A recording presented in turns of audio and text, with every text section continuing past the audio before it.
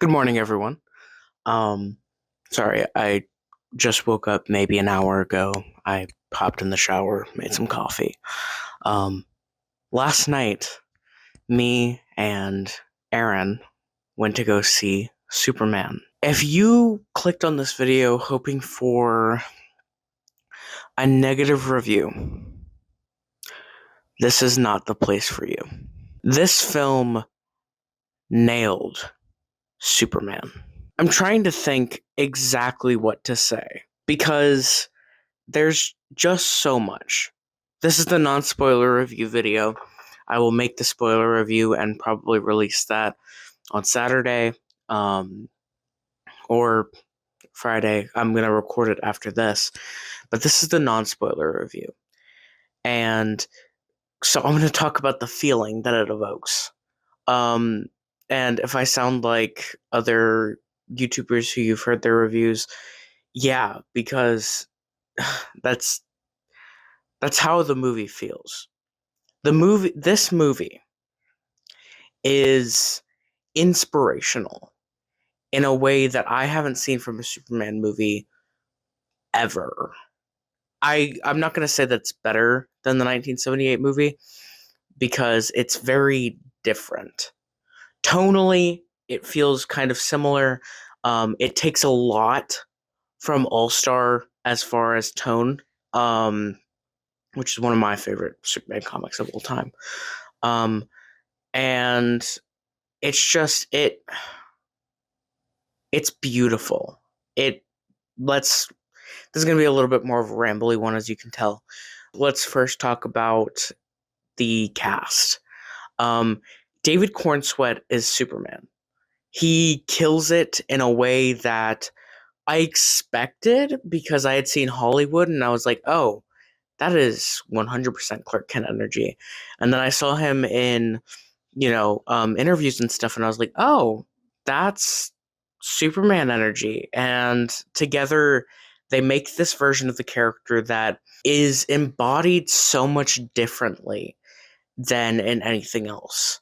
And he, recently in an interview, I think it was with Vanity Fair, he cited uh, All Star as his physicality for Clark Kent, and how um, Chris Reeve, before All Star came out, um, really embodied that version of the character with how his physicality of Clark and how Clark looks, and it's fantastic. Say that again. Um, David is fantastic in it. Say that again. Um, I mean, like I said, I expected that, but it's just he's great. Ugly dog. Rachel Brosnahan fully embodies Lois Lane. I mean, I love Margot Kidder, but she is probably the most comic accurate Lois Lane I've ever seen.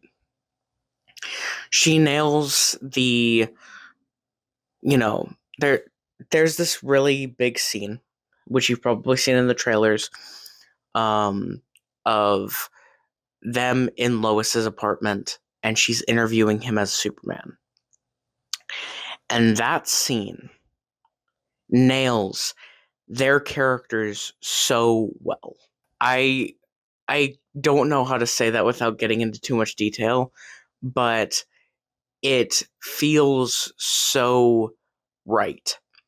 And you know, a lot of the movie moves very fast at the beginning, which I don't think is a problem, but a lot of people said that it felt a little breakneck, and I can kind of understand that, but at the same time, later in Act 3, it pays off with us slowing down a little bit. And it feels like a comic book, um, which we'll get to that in a minute. But next, dude, Nicholas Hoult as Lex Luthor is one of the best casting choices ever.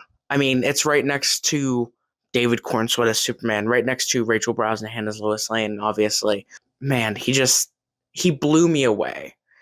I knew that he was going to be great, but what he was able to encapsulate with this version of the character was insane.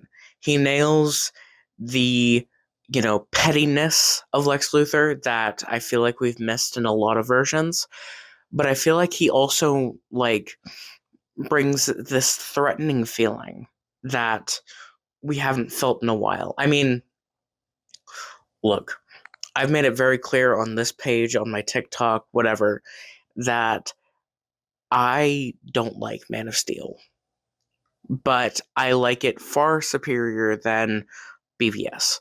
BVS is, in my opinion, one of the worst comic book movies of all time. Um, Not the worst, but one of the worst. I hate it so much.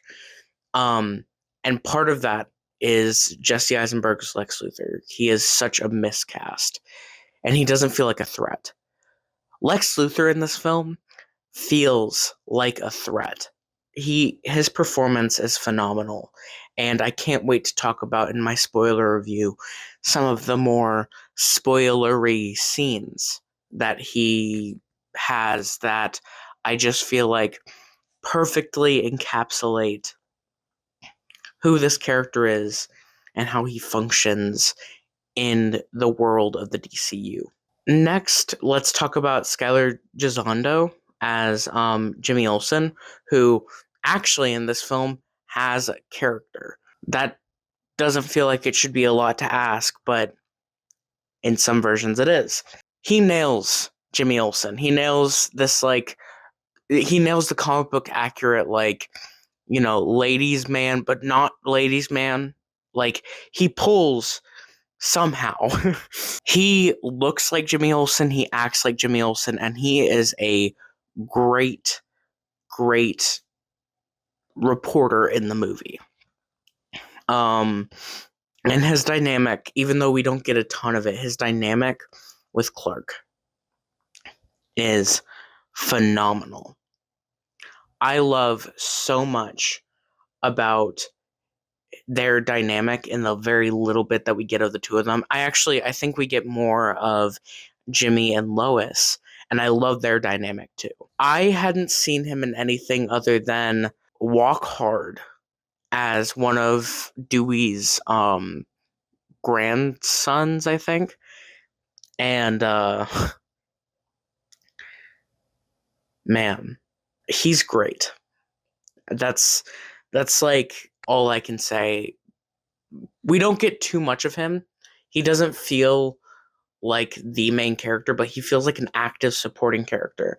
And, yeah, it's great. Wendell Pierce as Perry White. We also don't get a ton of him, and I feel like he is great.